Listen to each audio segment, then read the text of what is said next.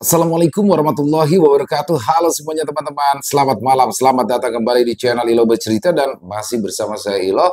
Dimanapun teman-teman berada, semoga teman-teman selalu dalam keadaan sehat, bahagia, dan dimurahkan rezekinya. Amin, amin, ya rabbal alamin. Doa terbaik pokoknya buat teman-teman semua ya. Dan pada kesempatan malam hari ini kami akan membawakan satu kisah dari penulis favorit kita semua, Kenanga Kinasi. Oh, kisah dari Kalimantan. Selalu menarik untuk disimak ya teman-teman ya. Tapi sebelum kita masuk ke dalam kisahnya, buat teman-teman mungkin yang belum subscribe, bisa diklik dulu tombol subscribe-nya. Jangan lupa lonceng notifikasinya dinyalakan agar teman-teman selalu mendapatkan notifikasi dari konten-konten yang akan kami upload di setiap harinya. Dan untuk channel Ilo Bercerita, kami upload setiap hari ya teman-teman ya, setiap malam jam 9 malam waktu Indonesia bagian Barat. Dan gak pakai berlama-lama lagi, pasti udah gak sabaran kan untuk masuk ke dalam kisahnya. Kita langsung saja masuk ke dalam kisahnya. Kita berangkat ke Kalimantan.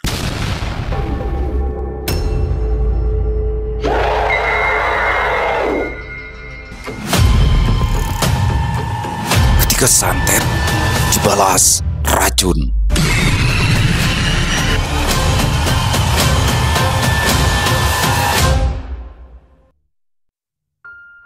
Langit senja di desa kecil itu mulai memerah ketika Rizda turun dari taksi yang langsung pergi. Setelah ia membayarnya, dia membawa koper besar yang segera menjadi pusat perhatian. Warga yang duduk di warung Julak Sasi langsung berbisik-bisik. Rizda, yang dulu dikenal sebagai anak pembuat tapai gumbili, kini terlihat berbeda. Pakaiannya masih baru, wajahnya juga terlihat jauh lebih cantik karena sudah terampil menghias diri. Rambut pirang seperti bulu jagung menjadi pusat perhatian para tetangga. Rizda mengangguk kepada para tetangga yang tidak membalas sapaannya. Bahkan terlihat jelas mereka merengut lalu membuang muka. "Kada baduit pinanya, jadi mau hanya masam samuaan," pikir Rizda tampil pusing. Dia hanya berpikir tetangganya itu sedang tidak punya uang sehingga muka mereka terlihat masam semua. Dia berjalan menuju rumah di ujung jalan. Bangunan reot itu nyaris ambruk dengan atap bocor dan dinding yang mulai lapuk. Kakinya berhenti sejenak saat dia menghela nafas panjang sambil menatap rumah yang menyimpan kenangan masa kecilnya. "Mak, Bah," katanya agak nyaring memanggil para penghuni rumah. "Ma, Rizda bulik." Pintu pun dibuka. Wajah-wajah yang sangat dirindukan Rizda bermunculan dari dalam rumah. Mereka semua berteriak lalu memeluk gadis yang sudah lama tidak pulang kampung itu. Keesokan harinya, Rizda memanggil tukang dan memulai renovasi rumah besar-besaran. Tumpukan kayu, pasir, dan semen mulai berdatangan. Suara palu dan gergaji menggema di sepanjang jalan. Tetapi rupanya bukan hanya suara palu dan gergaji yang terdengar ribut. Gosip tentang Rizda juga semakin nyaring. Itu pasti hasil dari jual diri di kota," bisik Acil 5 kepada temannya yang sedang membeli sayur. "Oh, bujur juga kah? Pantas saja pulang dari kota bisa langsung renovasi rumah," balas yang lainnya. Tak ada yang tahu pasti dari mana Rizda mendapat uangnya, tetapi kabar burung terus berkembang. Hari ketiga, ada desas-desus baru yang jauh lebih menyeramkan. "Rizda pasti bahilmu. Bisa juga inya memakai minyak kuyang," ujar Julak Sasi sambil mengkoreng untuk-untuk yang sudah ditunggu pembelinya. "Semalam aku melihat ada cahaya abang tarabang di atas atap rumahnya." Julak Sasi terlihat begitu meyakinkan saat mengatakan Rizda mungkin memakai minyak kuyang. Apalagi ia mengaku melihat cahaya merah terbang melayang di atas atap rumah Rizda. Gosip yang diawali dari pemilik warung ternyata menyebar dengan cepat. Warga pun mulai takut menjadi mangsa kuyang Rizda. Para ibu hamil bahkan tak berani melewati rumah Rizda saat malam tiba. Rizda sendiri tidak peduli. Ia sibuk mengawasi para tukang guna memastikan rumah direnovasi dengan sempurna. Di satu sisi halaman, ia menanam pohon jambu, menggantikan pohon kelapa tua yang tumbang beberapa tahun yang lalu. Hanya saja bukan berarti Rizda tidak mendengar apa-apa. Suatu sore, ketika membeli teh Gunung Sari di warung, Rizda mendengar bisikan beberapa perempuan di belakangnya. "Itu mukanya, Bina Barasi benar kada kaya dulu, ucap salah seorang di antara mereka saat menyindir wajah Risda yang kini nampak lebih bersih setelah tak lagi bekerja di sawah. Risda menoleh, menatap tajam mereka yang segera terdiam seribu bahasa, tetapi Risda tidak mengatakan apa-apa, hanya membayar tehnya dan kembali pulang. Malam harinya, Risda duduk di teras rumahnya yang kini sudah memiliki tiang-tiang kokoh. Dia menatap bulan yang menggantung di langit, sementara suara jangkrik dan desau angin menjadi latar belakangnya. Dalam benaknya, dia mengingat kembali perjuangan di kota, mulai dari bekerja sebagai pelayan restoran, menjadi buruh cuci, hingga akhirnya bekerja menjadi TKW di luar negeri sehingga membawanya pada keberhasilan. Tapi orang-orang di kampung ini tak akan peduli pada perjuangannya. Mereka hanya memandangnya sebagai perempuan lajang yang merantau ke kota lalu pulang dalam keadaan yang sudah jauh berbeda. Risda menarik rambutnya yang berwarna pirang. Wajahnya segera masam karena ia baru ingat pemikiran orang-orang kampung. Sebagian besar dari mereka masih beranggapan perempuan yang mengubah warna rambutnya adalah para perempuan nakal. Hari demi hari berlalu, dan rumah mereka akhirnya rampung. Rumah tua yang dulu hampir roboh kini berdiri megah dengan cat berwarna krem dan serta atap yang baru. Keluarga Risda menggelar acara selamatan dengan mengundang tetangga sekitar, tetapi tak banyak yang datang. "Mungkin haur dah," gumam ibunya sambil mengelus punggung Risda. "Iya mak," sahut Risda sambil berusaha menahan kecewa. Dia sudah menyiapkan banyak makanan untuk menjamu para tetangga, tapi sayang undangannya itu tidak disambut dengan baik. "Makanan yang ada kita bungkus saja ya, lalu antar ke rumah mereka. Biar adikmu nanti yang mengantarnya." Risda menggigit bibir lalu bertanya ragu, "Apa mereka mau menerimanya mah?" "Siapa yang bisa menolak makanan gratis? Ada-ada saja kamu ini dah." Sambil membungkus makanan yang akan dibagikan, Risda beberapa kali menggelengkan kepala. Pada awalnya, dia berniat acara syukuran ini diadakan bukan hanya untuk menjamu para tetangga, tapi juga menjelaskan asal-muasal uang yang sekarang dimilikinya. Sepertinya Risda harus menggunakan cara lain untuk membuktikan dia mengangkat martabat keluarganya dengan kerja keras, bukan dengan jalan pintas seperti yang dituduhkan oleh orang banyak. "Aku mau buka usaha di sini, Ma," cetusnya tiba-tiba. "Usaha? Usaha apa?" "Buka warung. Di sini sudah ada banyak warung. Salah-salah nanti mereka akan memusuhimu karena menjadi saingan baru." Bunia, ibunda Risda, mengerutkan kening heran. "Bukan, aku juga tidak ingin berurusan dengan mereka yang suka berhutang, Ma." "Lalu usaha apa?" "Jual beli elektronik bekas." Mulut Bunia terbuka lebar kala mendengar jawaban anaknya. "Kamu ini perempuan, dak? Apa bisa mengurus usaha seperti ini?" Risda tertawa kecil. "Pasti bisa, Ma. Doakan saja ya, supaya usahaku berjalan lancar. Jadi aku tidak perlu lagi bekerja sebagai pembantu di luar negeri lagi." "Tapi apa kamu yakin usaha ini akan berhasil? Apa orang-orang sini mau membeli barang bekas begitu?" tanya Bunia dengan nada ragu. "Ma, zaman sekarang barang bekas justru laku keras. Apalagi kalau kita tahu cara memperbaikinya. Barang rusak bisa jadi berguna lagi," jawab Risda tegas. "Lagi pula kan Haris lulusan STM, Ma. Dia pasti bisa memperbaiki barang-barang elektronik yang rusak. Daripada bekerja di tempat orang, lebih baik denganku saja." Ibu Nia hanya bisa mengiyakan saja semua perkataan Risda, apalagi dia tahu betapa keras kepala anaknya itu. Setelah bertahun-tahun hidup jauh dari kampung, Risda tak lagi sama seperti Risda yang dulu. Keesokan harinya, Risda mulai bergerak. Ia menyewa sebuah toko kosong di dekat pasar yang terletak tak jauh dari rumahnya. Toko itu berukuran kecil, tetapi terletak persis di pinggir jalan yang besar. Dengan uang yang ada, ia membeli beberapa barang elektronik rusak, seperti kipas angin, rice cooker, dan televisi tabung. Haris, adik Risda, mengerjakan semuanya sendiri pada awalnya. Dia memilah, membersihkan, dan memperbaiki barang-barang yang masih bisa digunakan. Suara alat-alat kerja sering terdengar dari lapaknya. Kadang tetangga yang lewat berhenti sejenak untuk melihat, sebagian tersenyum ramah, tetapi banyak juga yang menatap penuh curiga. Tetapi Risda tak peduli. Dia dan Haris terus bekerja dengan tekun, sehingga tidak lama kemudian mereka pun punya pelanggan baru. Mulai ada juga yang membawa barang elektronik rusak ke lapaknya dan meminta tolong untuk diperbaiki. Usaha mereka pun perlahan berkembang. Haris mulai kelelahan karena pekerjaan semakin banyak, sedangkan Rizda tak bisa berbuat banyak karena memang tidak mengerti apa yang harus dilakukan. Kakak mencari orang gasan bangganya Ipian ding lah.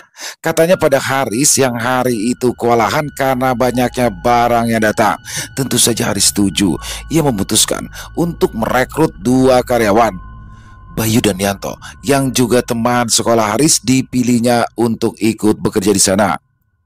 Karisda, ulun sungguh berterima kasih sudah diajak kerja di sini, kata Yanto ketika menerima upah pertamanya. Kerja yang baik ya, kalau usaha ini makin maju, kalian juga yang akan merasakan manfaatnya, jawab Rizda. Bayu dan Yanto bekerja keras.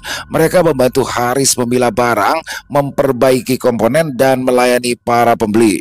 Perlahan tapi pasti, nama lapak Rizda Jaya semakin dikenal di rumah. Nia mulai berubah pikiran.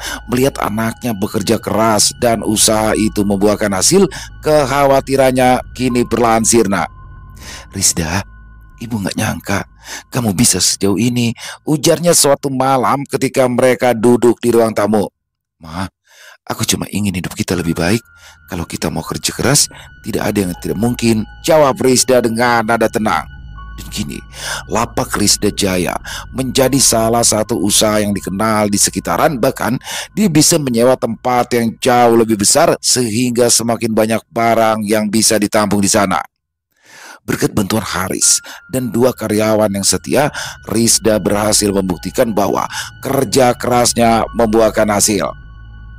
Suatu malam, Rizda sedang sibuk merapikan laporan penjualan di ruang tamu. Suara jangkrik bersaut-sautan dari kebun belakang yang masih asri. Semua orang sudah tertidur. Hanya Rizda saja yang masih terbangun. Dia lebih suka bekerja di saat begini karena dirinya dapat bekerja penuh konsentrasi. Tiba-tiba terdengar suara batuk keras dari kamar ayahnya. Rizda segera berlari ke dalam kamar. Ia menemukan ayahnya sedang duduk di ranjang, wajahnya pucat, keringat dingin membasahi pelipisnya. "Pian kenapa bah?" tanya Rizda. Suaranya penuh kekhawatiran, sedangkan Bunia mengusapkan minyak angin ke dada suaminya. Pak Ahmad menggeleng lemah. Tangannya memegangi perut yang tampak membuncit. "Dadaku sakit. Perutku juga sakit." "Ambil botol, isi banyu hangat dah." Ibunya menyuruh Rizda segera mengambil botol air putih hangat. Mereka berdua mencoba mengompres perut Pak Ahmad dengan air hangat, tetapi rasa sakit yang dirasakannya tak kunjung reda. Keesokan harinya, kondisi Pak Ahmad semakin memburuk. Perutnya semakin besar seperti orang yang sudah beberapa hari tak buang air besar. Haris segera membawa ayah mereka pergi ke puskesmas, tetapi hasil pemeriksaan tidak menunjukkan kelainan. Dokter hanya memberikan obat penghilang rasa sakit. Selama berminggu-minggu, Pak Ahmad terbaring lemah. Haris, Rizda, dan Nia merawatnya siang dan malam. Tubuhnya yang dulu kekar kini menyusut, hanya menyisakan kulit dan tulang, sementara perutnya bertambah buncit.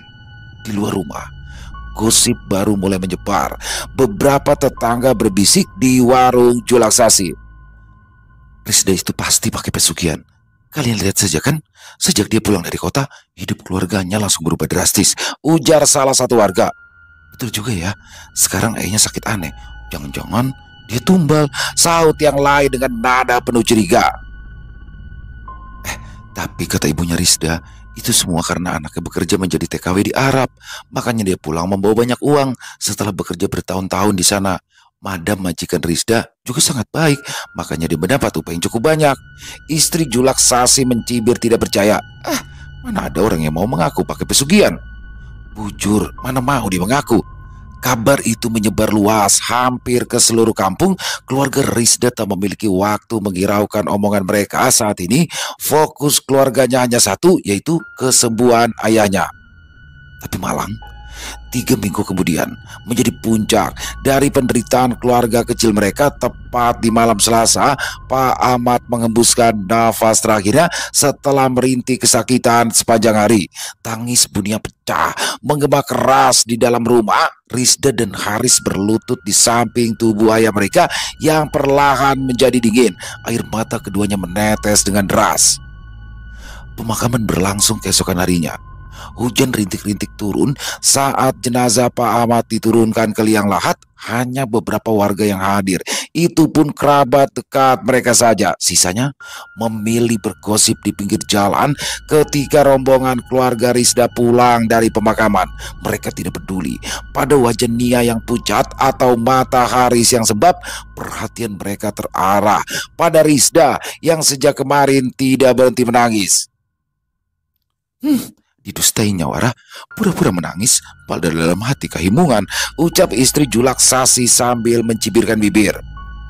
Memang begitu kalau pakai pesugihan, harus ada tumbal. Mungkin abahnya sendiri yang jadi tumbalnya, kata Julak Sasi dengan suara agak keras. Risda bisa mendengar semuanya, tetapi keadaannya saat ini tidak memungkinkan untuk menegur pasangan suami istri itu. Dia menunduk, menyembunyikan emosinya di balik sapu tangan yang basah karena hujan. Ia dan Bunia berjalan bergandengan, pura-pura tak mendengar fitnah lain yang ditujukan pada mereka.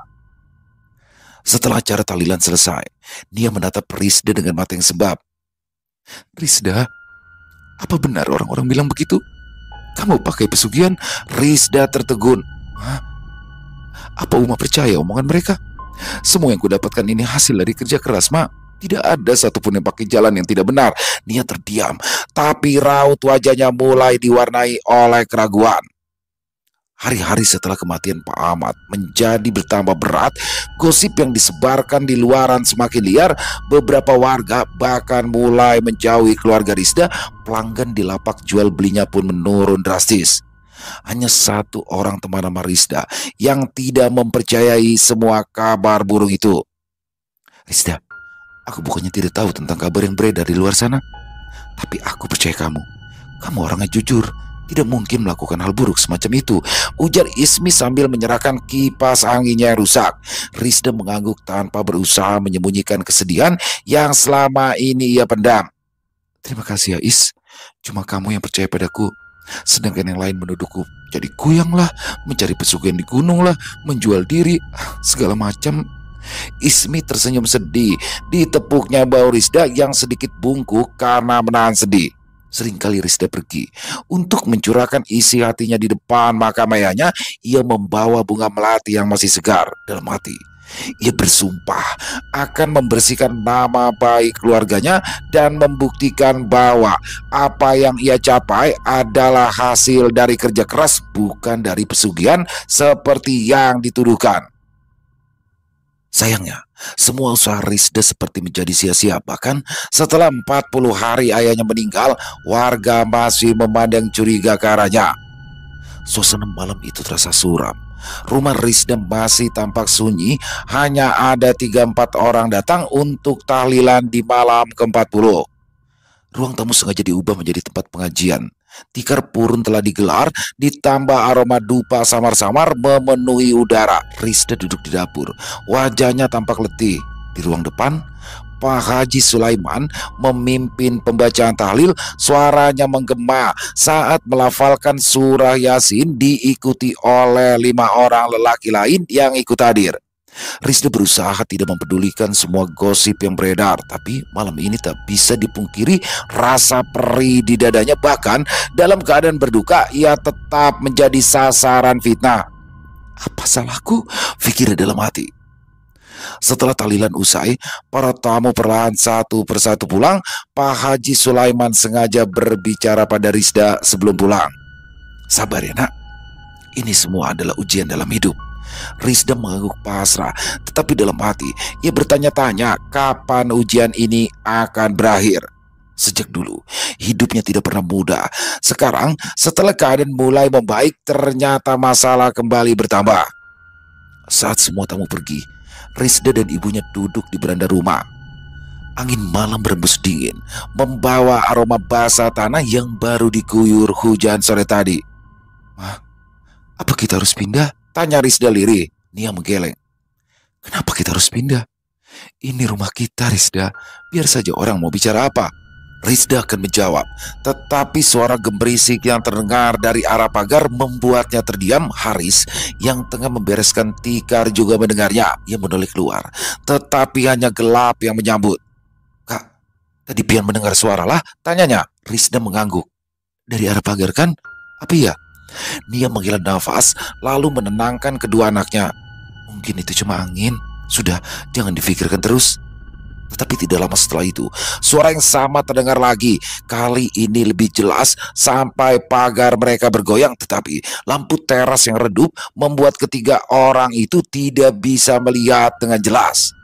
Rizda masuk ke dalam dan mengambil senter dari meja lalu melangkah keluar. Saat sinar senter menyapu pekarangan, Rizda terdiam di dekat pagar. Tampak sosok putih tinggi berdiri dengan tubuh bergoyang perlahan. Wajahnya samar-samar, tidak bisa terlihat jelas walau Rizda sudah berusaha menyenterinya.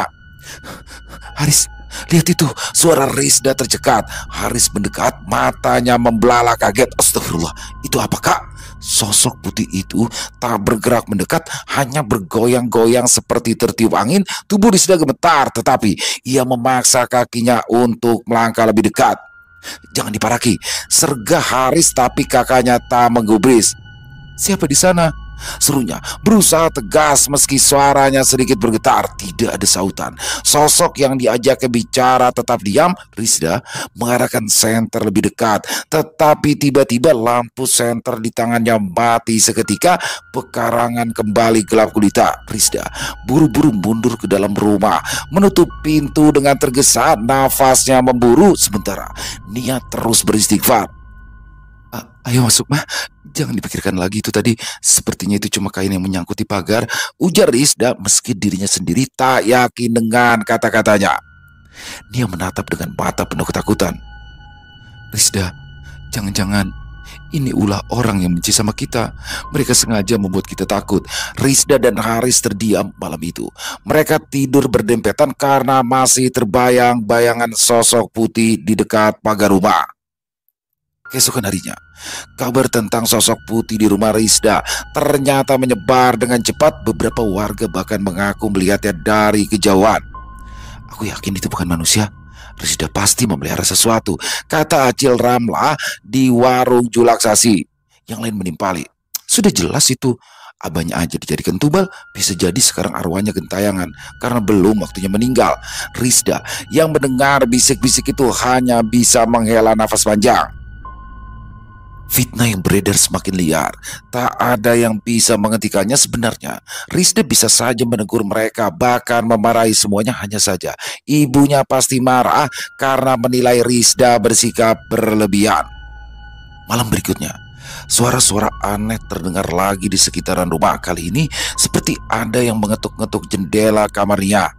Rizda yang sedang di kamar kecil segera berlari ke kamar begitu mendengar teriakan ibunya. Iya mak, ada apa? Nia menunjuk ke arah jendela dengan tangan gemetar. Tadi ada yang mengetuk. Oh, itu mungkin ranting yang ditiup angin mak.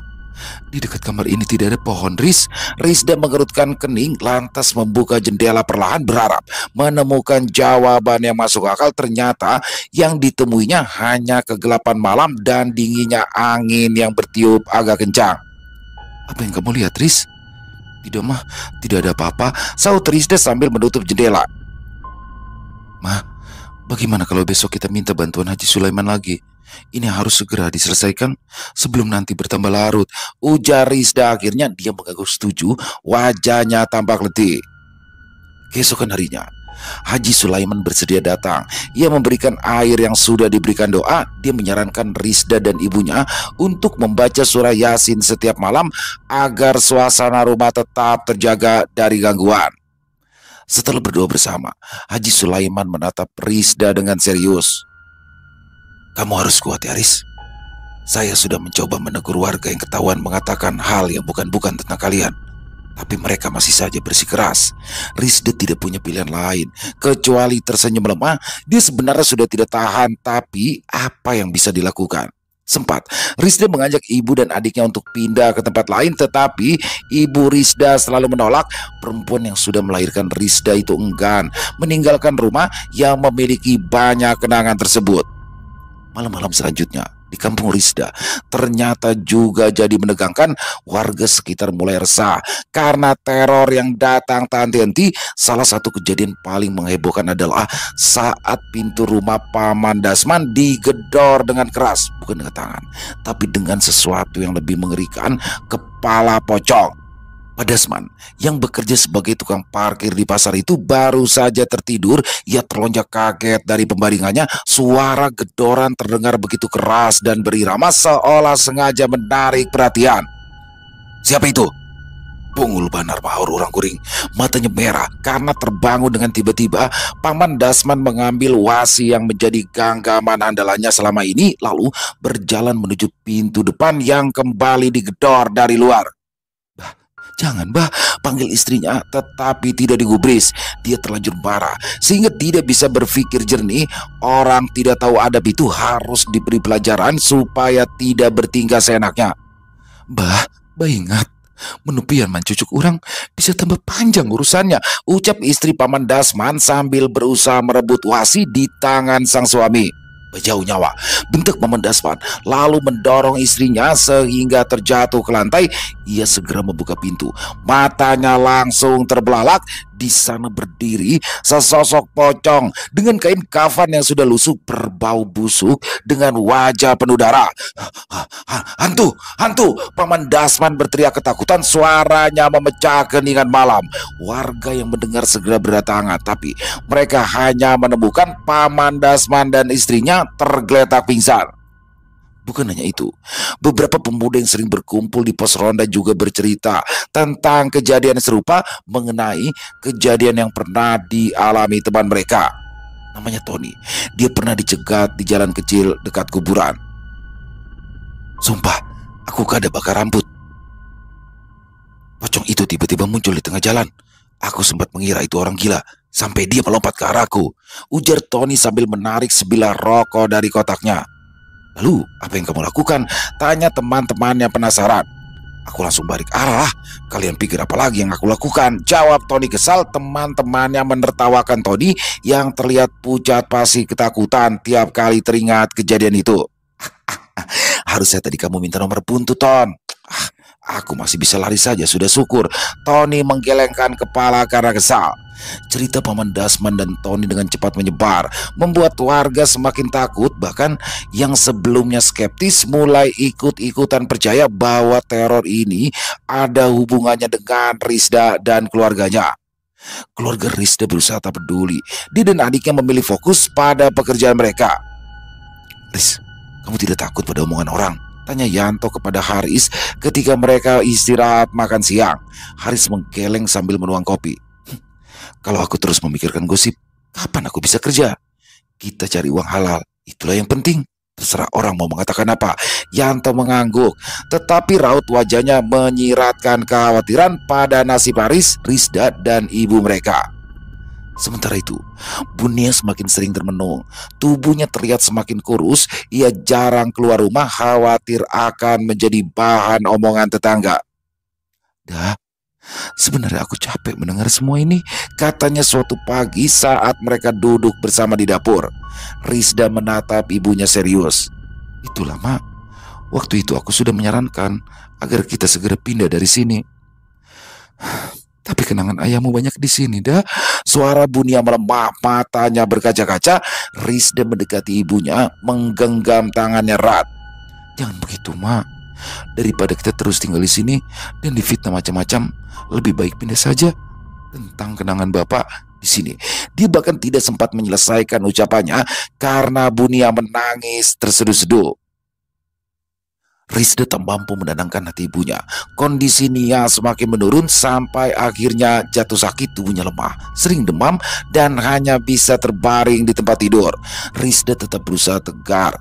Setiap pagi sebelum berangkat kerja, dia dan Haris bergantian merawat ibu mereka, memastikan makanan dan obat-obatannya tersedia. Kedua kakak beradik itu sepakat bergiliran bekerja karena tidak mungkin meninggalkan ibu mereka sendirian di rumah. Sementara itu, suasana kampung juga semakin menjadi-jadi. Ada yang mengaku mendengar suara tangisan di dekat rumah Risda, ada pula yang melihat bayangan melintas di pekarangan mereka. Pak Haji Sulaiman sudah sering memperingatkan agar tidak mudah percaya pada fitnah dan gosip. Fitnah itu dosa besar. Kita akan dimintai pertanggungjawaban atas setiap kata yang kita ucapkan, ujarnya dengan nada tegas saat mendengar ibu-ibu di acara yasinan kembali menggunjing kebatian Abah Rizda. Tapi sayang, yang dilakukan Pak Haji Sulaiman tak cukup untuk meredakan kecurigaan warga. Mereka masih yakin ada sesuatu yang ganjil di balik kesuksesan Rizda. "Bagaimana kabar ibu kalian?" tanya istri Pak Haji Sulaiman yang datang menengok mewakili suaminya. Rizda mengiring lemah. Dia menerima rantang yang dibawa oleh Bu Haji Sulaiman. "Aku pulang dulu ya." Perempuan baik hati itu menggeleng ketika diajak Rizda masuk ke dalam rumah. "Terima kasih Ma Haji," ucap Rizda sambil menemaninya ke depan pintu. Setelah istri Pak Haji Sulaiman pergi, Rizda segera membuka rantang. Wajahnya sedikit sumringah ketika ia melihat gangan humbut di dalam rantang. "Ma, pian makanlah. Tadi Ma Haji datang ke sini membawa gangan humbut nyiur." Rizda bergegas mengambil nasi dan menuangkan sayur. Terdengar sautan lemah dari dalam kamar. "Iya kada, baiknya Pang Sidin. Ma Haji sejak dulu memang baik pada kita, Ma," ucap Rizda sambil membawa makanan. Dia menatap iba pada ibunya yang semakin kurus karena nafsu makannya nyaris hilang. Disusunnya beberapa bantal, lalu diletakkan di belakang punggung sehingga Bunia bisa duduk dengan tegak. "Ayo makan, Ma," ucapnya pelan seraya menyuapi. Rizda sangat senang karena Bunia makan dengan lahap, bahkan ia menghabiskan seluruh isi piring. Tetapi kesenangan itu tidak bertahan lama karena ibunya tiba-tiba memuntahkan semua makanan yang baru saja ditelannya. Pakaian mereka berdua segera menjadi kotor. Begitu pula spray dan juga selimut. "Ya Allah, Ma," seru Rizda panik. Hatinya gelisah karena gejala ini mirip dengan apa yang dialami sang ayah sebelum meninggal. Namun ia berusaha menepis pikiran buruk itu. Saat itu juga, Rizda memutuskan untuk membawanya ke rumah sakit. Di perjalanan, Rizda terus menggenggam tangan ibunya, berusaha memberikan ketenangan. Setibanya di rumah sakit, dokter langsung memeriksa Bunia. Dokter pun menyarankan rawat inap untuk pengobatan yang lebih intensif. Rizda setuju tanpa ragu. Dia mengurus administrasi, lalu menemani ibunya di ruang perawatan. Tidak lama kemudian, Haris datang dengan tergesa-gesa begitu tahu ibu mereka dirawat di rumah sakit. "Untuk sementara ini, kamu fokus jaga tempat usaha kita aja ya, Riz. Biar kakak yang mengurus mama." Haris ingin membantah, tetapi setelah berpikir beberapa saat, dia pun setuju. Sebagai anak laki-laki, dia memang kurang telaten mengurus orang sakit. "Jangan lupa doakan mama supaya cepat sembuh ya," pesan Rizda ketika Haris berpamitan pulang. Akan tetapi, takdir berkata lain. Nia semakin melemah. Meski sudah diberikan perawatan intensif, keesokan harinya, dokter memanggil Rizda ke ruangan. "Bu Rizda, kami sudah berusaha semaksimal mungkin. Tapi kondisi ibunda sangat lemah dan kami harap Anda tabah ya," ujar dokter itu lembut. Rizda terdiam. Dirinya bagai ditimpa batu besar yang menghancurkan seluruh harapannya. Dengan langkah berat, ia kembali ke kamar ibunya. Di sana, Bunia memandangnya dengan tatapan iba. "Nak, maaf ya kalau selama ini banyak berbuat salah padamu," ucap Bunia lirih. "Ma, jangan bicara seperti itu. Uma pasti sembuh." Rizda mencoba menahan tangis, tetapi air mata mulai mengalir di pipinya. Sore itu, Bunia menghembuskan nafas terakhirnya. Rizda dan Haris memeluk tubuh ibunya yang sudah dingin. Mereka menangis sejadi-jadinya. Yanto yang datang untuk membantu hanya bisa menunduk dan ikut merasakan kesedihan mendalam. Kabar kematian Nia segera menyebar ke penjuru kampung. Sama seperti saat ayahnya meninggal, kali ini Rizda kembali dihujani tuduhan yang lebih kejam. "Lihat kan, abahnya dulu yang jadi tumbal dan sekarang umaknya," bisik seorang warga saat melewati rumah Rizda. "Orang Salaka memang begitu," timpal yang lainnya. Air mata Rizda semakin deras kala mendengar tuduhan yang diarahkan padanya. Baginya, saat ini menghadapi gosip seperti melawan gelombang ombak di lautan, mustahil menang. Setelah acara tahlilan selesai, Rizda dan Haris kembali menerima kabar yang tidak menyenangkan. Ada warga yang mengaku melihat bayangan putih melompat-lompat di sekitaran rumah Rizda. Sosok itu akhirnya berdiri di dekat pohon mangga yang tumbuh di pekarangan sebelum hilang sama sekali. Aku melihatnya sendiri. Mukanya mirip arwah Cilnia, ujar Yanto dengan tubuh gemetar.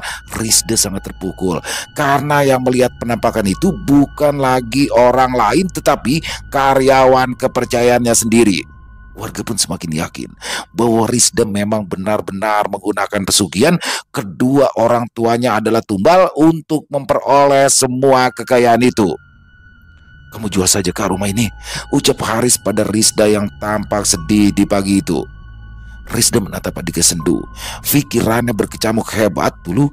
Dia yang selalu ingin pindah dari tempat ini, tetapi setelah kedua orang tuanya meninggal, justru hatinya terasa berat. Pantas saja dulu mendiang ibunya selalu menolak keras. Tiap kali Rizda mengajak pindah, ya betul, ada banyak kenangan di rumah ini. Aku tahu kakak tidak betah tinggal di sini setelah mendengar semua gosip para tetangga. Riz, aku memang tidak betah. Tetapi berat rasanya kalau rumah ini harus dijual. Rizda mengambil sebuah kerikil lalu melemparkannya ke tanah. Saat ini mereka sedang duduk di teras. Mesin motor pun sudah dinyalakan karena Haris sebentar lagi akan berangkat ke toko. Jadi bagaimana maunya kakak? Rizda menarik nafas panjang untuk meringankan dadanya yang terasa sesak. Setelah berpikir beberapa lama, saatnya ia akhirnya mengambil keputusan. Kakak ingin merantau lagi. Mungkin majikan kakak di Arab masih bersedia menerima kakak bekerja di sana lagi, sampai punya tabungan yang cukup untuk membangun rumah baru di tempat lain. Lalu, bagaimana dengan rumah ini kak? Tanya Haris linglung. Kamu bisa merawatnya kan? Begitu juga toko kita. Kamu urus semuanya seperti biasa. Kalau perlu cari tambahan satu orang lagi untuk menggantikan posisi kakak. Kenapa tidak dijual saja sih kak? Keluh Haris setengah jengkel. Rizda mengerutkan kening kala mendengar keluhan adiknya. Kamu ingin rumah ini dijual? Haris menggeleng. Bukan begitu maksudku. Sudahlah kak, nanti saja kita bicarakan lagi. Aku pergi ke toko dulu. Sekalian kamu bawa ini ya. Tadi aku sudah menyiapkan jamu supaya kamu tidak masuk angin, karena akhir-akhir ini sering turun hujan. Haris mengambil botol berisi jamu dari Rizda lalu bergegas pergi. Rizda tidak mengatakan apa-apa lagi. Dia hanya memandang adiknya yang pergi dengan tergesa-gesa itu dengan penuh penyesalan. Kakakku tidak mau menjual rumahnya, seru Haris kesal sambil masuk ke dalam ruangan yang penuh dengan asap rokok. Kenapa begitu? Mana ku tahu alasannya. Haris langsung duduk dengan perasaan kesal. Apa mungkin dia sudah tahu kalau kamu mengincar uang penjualan rumah itu? Bisa jadi. Kalau begitu sia-sia saja semua usahamu selama ini, Riz. Yanto menertawakan Haris yang galau karena usahanya berakhir dengan kegagalan. Bangsat. Haris melemparkan asbak ke arah Yanto yang untungnya masih sempat berkelit. Asbak kaca itu membentur dinding papan dengan keras lalu pecah berantakan. Yanto memaki-maki Haris karena sudah membuat kamarnya berantakan, tetapi Haris tidak mendengarkannya. Saat ini pikirannya ruwet karena gagal membujuk kakaknya agar segera menjual rumah warisan kedua orang tuanya itu, sedangkan hutang Haris sudah menumpuk dan harus segera dilunasi. Apa aku bunuh saja dia sekalian supaya segera menyusul abah umanya? Cetus Haris putus asa sambil menggaruk kepalanya yang tidak gatal. Jangan keras-keras kalau bicara. Yanto memberi isyarat pada Haris agar memelankan suaranya. Di sini dinding juga punya telinga. Haris segera terdiam. Bahaya kalau ia sampai salah bicara. Kamu serius ingin mencelakai kakakmu sendiri? Bisik Yanto. Dia beringsut mendekati Haris agar dapat berbicara dengan suara pelan. Dia bukan kakakku. Tukas Haris cepat. Dia dan Rizda memang tidak punya hubungan darah sama sekali. Begitu juga dengan kedua orang tua Rizda. Mereka hanyalah orang yang mengasuh Haris karena ibu kandungnya hamil di luar nikah. Apa kamu tidak berterima kasih pada mereka yang sudah berbaik hati mengurus kamu sejak kecil? Haris mencibir. Berterima kasih untuk apa? Karena sudah membuatku hidup dalam kemiskinan. Kalau mereka memang baik hati, harusnya sejak awal saja mereka menyerahkanku pada Pak Haji Sulaiman yang kaya raya itu bukannya memaksaku hidup sengsara dengan mereka. Yanto mengamati wajah Haris yang sekarang merah padam. Ibunya Yanto pernah bercerita kalau Pak Haji Sulaiman juga ingin mengasuh Haris yang saat itu baru saja dilahirkan, tetapi keinginannya dibatalkan karena Pak Ahmad memohon-mohon agar Haris tetap bersamanya. Waktu itu Bunia sedang berduka karena anaknya yang masih merah baru saja meninggal. Pak Ahmad berharap kesedihan Bunia berkurang karena kehadiran Haris. Tapi siapa sangka keputusan mereka 20 tahun yang lalu berakhir dengan kebencian Haris. Pemuda itu diam-diam menyalahkan kedua orang tua asuhnya yang miskin. Kebencian pun semakin menjadi-jadi ketika teman-teman yang lain sudah memiliki handphone dan motor baru, sedangkan ia masih menggunakan sepeda pancal tua karena Pak Ahmad tidak punya uang. Dan semua mencapai puncak ketika Haris berpacaran dengan anak bungsu Julaksasi. Gadis itu selalu meminta dibelikan ini dan itu, sehingga Haris terpaksa berhutang pada salah satu rentenir di kampung sebelah. Hutang menumpuk karena bunga yang terus bertambah walau Haris sudah mencoba mencicil tiap bulan. Dan harapannya muncul ketika Risda pulang ke kampung, tetapi bukannya memberikan sejumlah uang kepada Haris, kakak angkatnya itu memilih memperbaiki rumah dan membuka usaha. Haris pun hanya menerima gaji yang tak seberapa. Dia cukup untuk membayar cicilan utangnya yang semakin menggunung. Karena itulah akhirnya Haris gelap mata. Dia meminta tolong kepada Guru Zaki di kampung sebelah untuk mengirimkan guna-guna pada abah angkatnya sampai meninggal. Tujuan Haris sebenarnya sederhana. Dia ingin rumah yang sudah diperbaiki Risda itu segera dijual, lalu uangnya dibagi 3.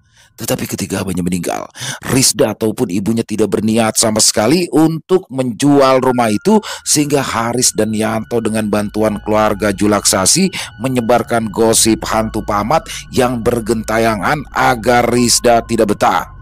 Tapi Risda benar-benar keras kepala. Bahkan setelah ibunya meninggal dunia, Risda tidak juga bergeming. Bukannya menjual rumah itu, dia justru ingin berangkat lagi menjadi TKW ke luar negeri dan membiarkan Haris kesulitan seorang diri terlilit hutang. Siang ini temani aku ke rumah Gulu Zaki lagi.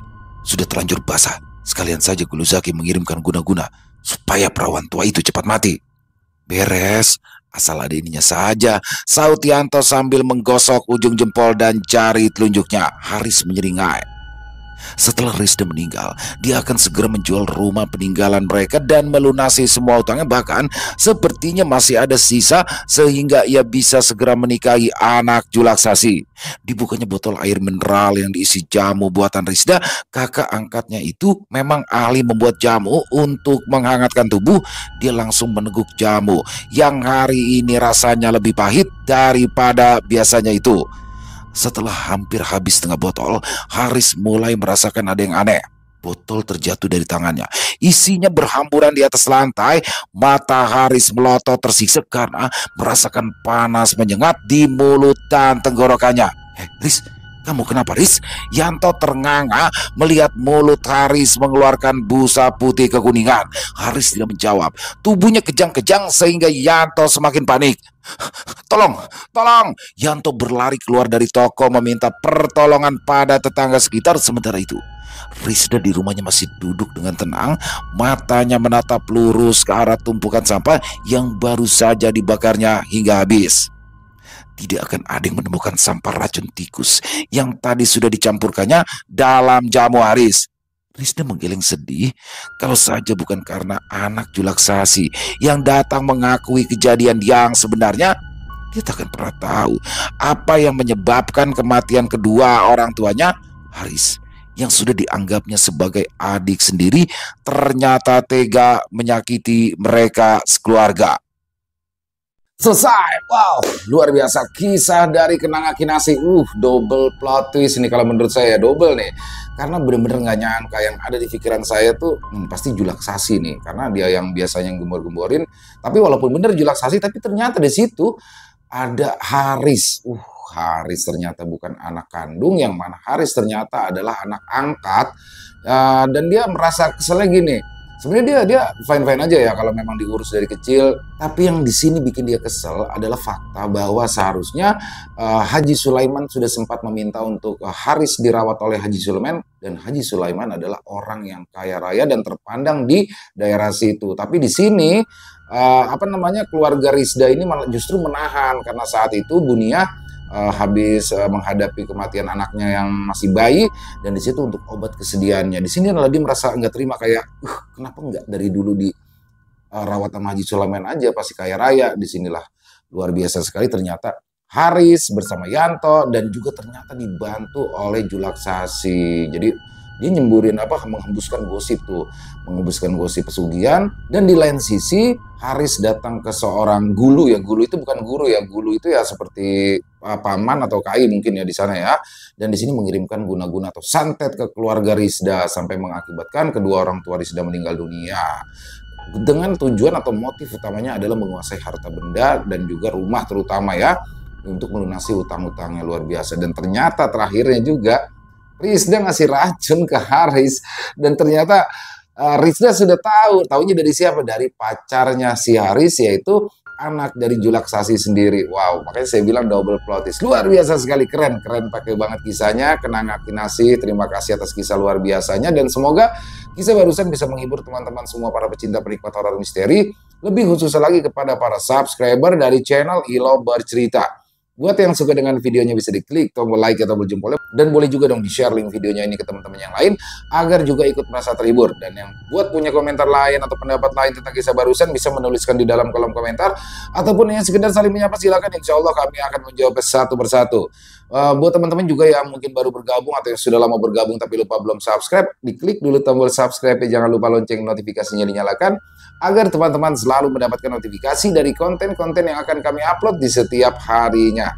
Dan kami juga ingin mengucapkan terima kasih ya kepada seluruh teman-teman yang sudah selalu setia hadir, yang sudah selalu mendukung kami, karena teman-temanlah kami selalu bersemangat berkarya di setiap harinya. Oh iya, buat teman-teman mungkin yang punya kisah horor misteri yang diangkat dari kisah nyata berdasarkan pengalaman pribadi, apabila mungkin berkenan dibawakan di channel kami, silakan bisa mengirimkannya ke nomor telepon kami yang ada di sini, dan bebas ya. Kirimannya boleh dalam bentuk tulisan, boleh dalam bentuk voice note atau rekaman suara, bebas, senyamannya teman-teman aja pokoknya.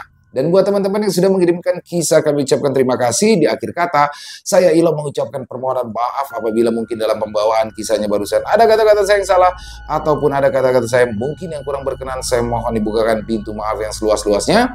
Sampai berjumpa lagi di konten-konten kami selanjutnya, yang pasti tidak kalah serunya, yang pasti tidak kalah horornya. Masih bersama saya Ilo di channel Ilo Bercerita. Salam sehat, sukses selalu untuk kita semua. Wassalamualaikum warahmatullahi wabarakatuh.